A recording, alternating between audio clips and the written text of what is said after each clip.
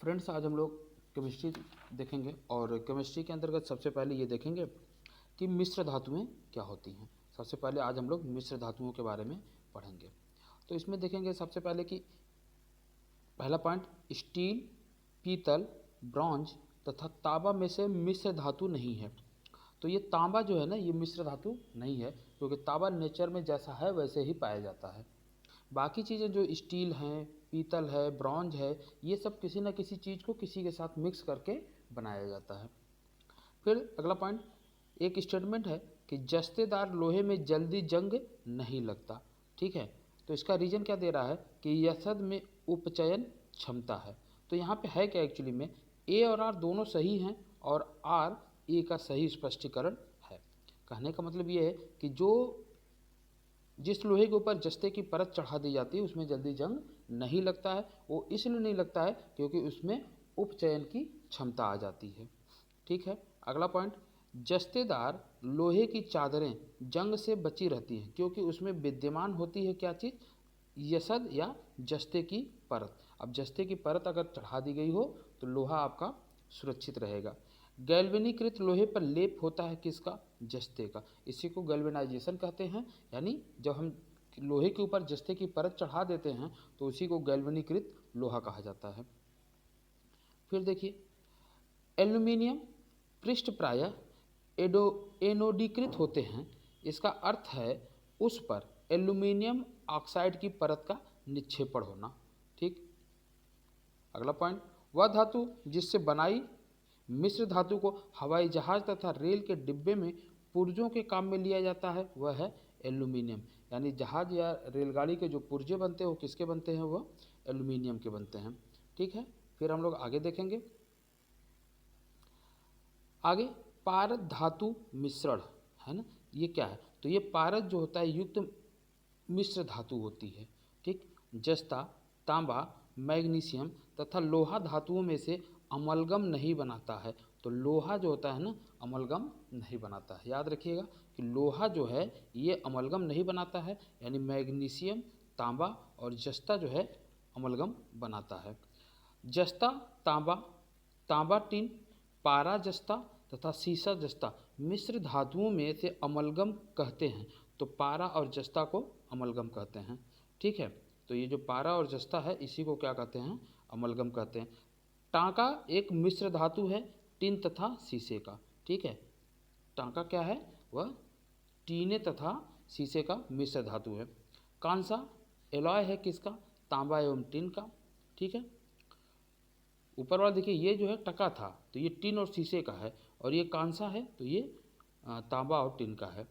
फिर देखिए सूची दी हुई है, इस सूची में मिलान करना था और मिलान करके ये दिया गया है। जर्मन सिल्वर में निकेल होती है, ठीक है ना, सोल्डर में टिन होता है, ब्लीचिंग पाउडर में क्लोरीन और हाइपो में सोडियम होता है। हाइपो में क्या होता है, हाइपो में सोडियम होता है।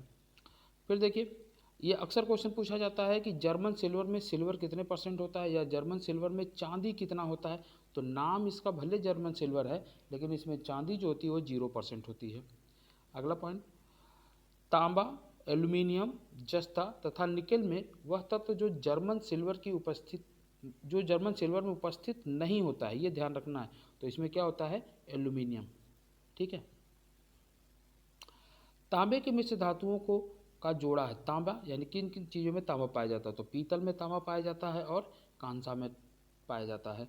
पीतल, कांसा, जर्मन सिल्वर तथा गन मेटल में से तांबे की मात्रा अधिकतम है कांसा में। ठीक है ना, वह धातु जो पीतल, कांस तथा जर्मन सिल्वर इन सभी में उभय घटक के रूप में विद्यमान है तो वह तांबा है। यानी कहने का मतलब ये है कि तांबा जो है पीतल में भी है, कांस में भी है और जर्मन सिल्वर में भी है। ठीक है ना, और जर्मन सिल्वर में सिल्वर नहीं होता है। ठीक, पीतल मिश्र धातु है, पीतल जो है किसकी मिश्र धातु है। तो पीतल के लिए एक ट्रिक याद रख लीजिएगा, पिताजी। ठीक है ना, पीतल किसकी मिश्र धातु है, वो इसके लिए एक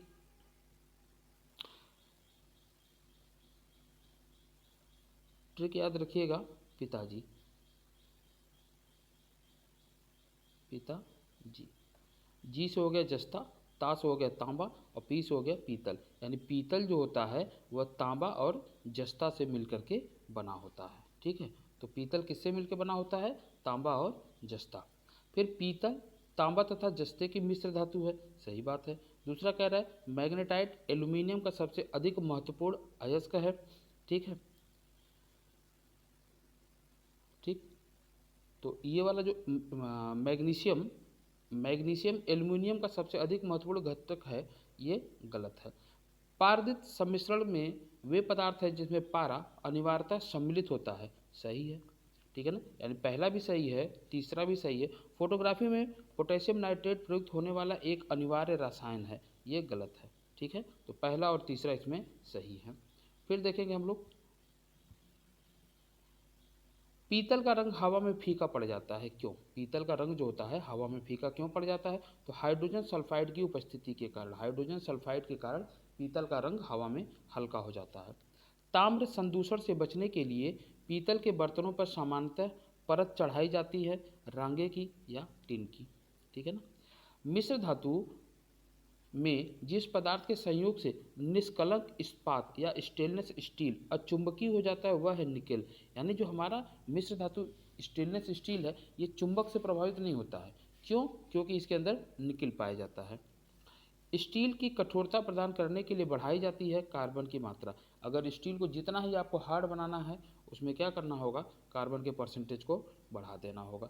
वह तत्व जो लोहे के साथ मिश्रित होने पर इस्पात बनाता है, जो उच्च ताप का प्रतिरोध कर सकता है तथा जिसमें उच्च कठोरता तथा अपघर्षण प्रतिरोधक होती है, तो वह होता है हमारा क्रोमियम, ठीक है।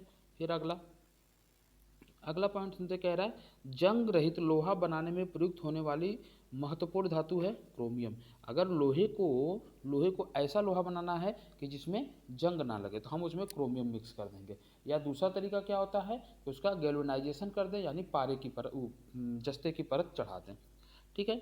स्टील में स्टेनलेस स्टील प्राप्त करने के लिए कुछ तत्वों को मिलाकर उसे और अधिक संशोधित किया जाता है। वह तत्व जो इस कार्य के लिए प्रयुक्त नहीं किया जाता तो सिलिकॉन का यहाँ पे कोई यूज नहीं है, ठीक है। धब्बा रहित लोहा बनाने में लोहे के साथ प्रयुक्त होने वाली महत्वपूर्ण धातु है क्रोमियम। धब्बा रहित लोहा बनाने में लोहे के साथ प्रयुक्त धातु क्या है? वह है क्रोमियम। स्टेनलेस स्टील मिश्र धातु है, किसका किसका? लोहा होता है, क्रोमियम होता है, मैग्नीज होता है और कार्बन होता है। लोहा, क्रोमियम, मैग्नीज और कार्बन मिलकर के स्टेनलेस स्टील बनाते हैं। क्रोमियम, निकिल, तांबा, टिन तथा जिंक में से वह जो स्टेनलेस स्टील बनाने के लिए लोहे में मिलाया जाता है तो क्रोमियम और निकिल, ठीक है।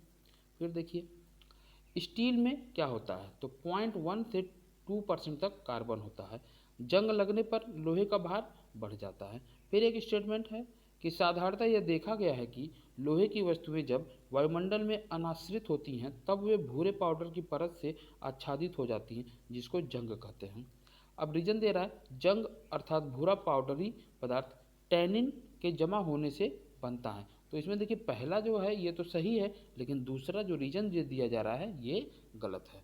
बाकी मिलते हैं हम लोग अगली वीडियो में जिसमें कि हम लोग पढ़ेंगे अधातु, ठीक है। ये सभी पॉइंट्स ऐसे हैं जो अभी तक यूपी पीसीएस में या आईएएस में या कहीं ना कहीं के पीसीएस में ज़रूर पूछे गए हैं, तो प्लीज़ इनको नोट डाउन भी कर सकते हैं और याद करिए। मिलते हैं हम लोग अगली वीडियो में। Thank you.